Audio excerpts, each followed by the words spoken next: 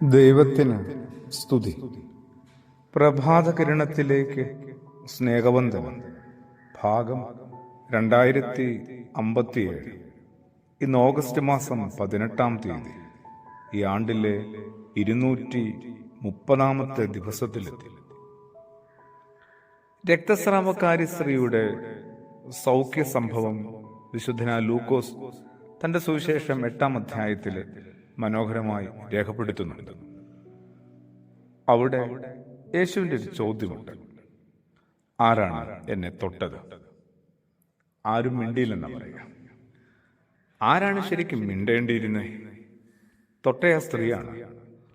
12 വർഷമായി രക്തസ്രാവ രോഗമുണ്ടായിരുന്നു. മാത്രമല്ല, ആർക്കും സുഖപ്പെടുത്താൻ കഴിയാതിരുന്ന ഒരു സ്ത്രീയാണ്. ആ തിരക്കിനിടയിൽ പിന്നിലൂടെ വന്ന് അവന്റെ വസ്ത്രത്തിന്റെ വിളിമ്പിൽ തൊടുകയാണ്. മുന്നിലൂടെ വരാനായിട്ട് സാധിക്കാത്തൊരു സ്ത്രീയാണ്. ഭയം കൊണ്ട് മാത്രമല്ല, അനുവദനീയമല്ല ആ ഒരു സമൂഹത്തില്, സംസ്കാരത്തില്. പിന്നിൽ നിന്ന് വസ്ത്രത്തിന്റെ വിളിമ്പിൽ തൊട്ടാൽ എനിക്ക് സൗഖ്യം കിട്ടുമെന്ന ഒരു വലിയ പ്രത്യാശയുണ്ടായിരുന്നു, വിശ്വാസമുണ്ടായിരുന്നു.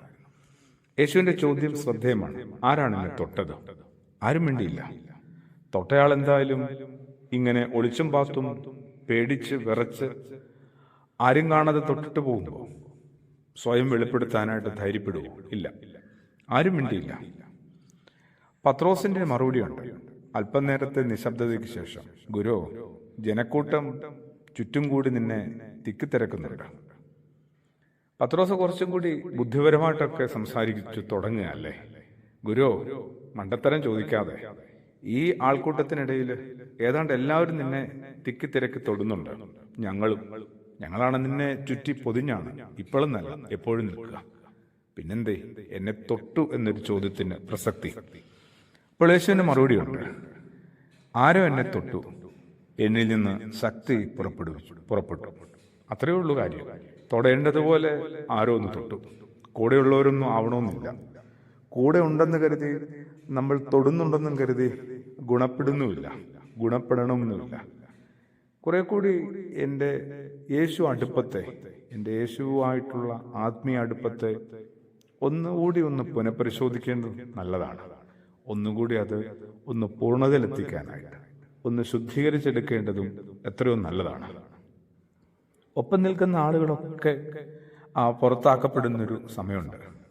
ഒന്നും നേടാനാവാതെ, ഒന്നും ശരിക്ക് കിട്ടാതെ, അർഹതയില്ലാത്ത വിധത്തിൽ അവർ മാറ്റപ്പെടുമ്പോൾ, ഒരു അർഹതയില്ല എന്ന സമൂഹം വിധി എഴുതിയ, ശരിക്കും പുറത്താക്കിയ ഒരു സ്ത്രീയാണ് നുഴഞ്ഞു കയറി വന്ന് എന്തോ വലുത് നേടുന്നത്. യേശുവിൻ്റെ അരികിലേക്ക് എത്താനായിട്ട് ഒരു തടസ്സവുമില്ല കേട്ടോ, ആർക്കും. എന്തുമാത്രം അഴുകിയവരായാലും, എന്തുമാത്രം പുഴുത്തവരായാലും, എന്തുമാത്രം അറക്കേണ്ടവരും വെറുക്കേണ്ടവരായാലും സധൈര്യം കടന്നു വരാവുന്ന ഇടമാണ് യേശു സന്നിധി. അവിടെ നമ്മൾ പൂർണ്ണരെയാണ് പൊതുവെ തേടുന്നത്. അപൂർണരുടെ സ്ഥലമാകട്ടെ അത്. അങ്ങനെ അതുകൂടി മനസ്സിലാക്കിയത് നല്ലതാണ്. ആ പരിപൂർണ വൈദ്യൻ, ആ പരിപൂർണ മനുഷ്യൻ, ആ പരിപൂർണ ദൈവം നമ്മൾ ഓരോരുത്തരുടെ അപൂർണതയും കൂടിയാണ് കാത്തിരിക്കുന്നത്. തൊടുന്നതിലൂടെ നമ്മളെ സൗഖ്യപ്പെടുത്തുക മാത്രമല്ല, നമ്മളെ രക്ഷയിലേക്ക് കൂടിയാണ് നയിക്കുന്നത്. ആമേൻ.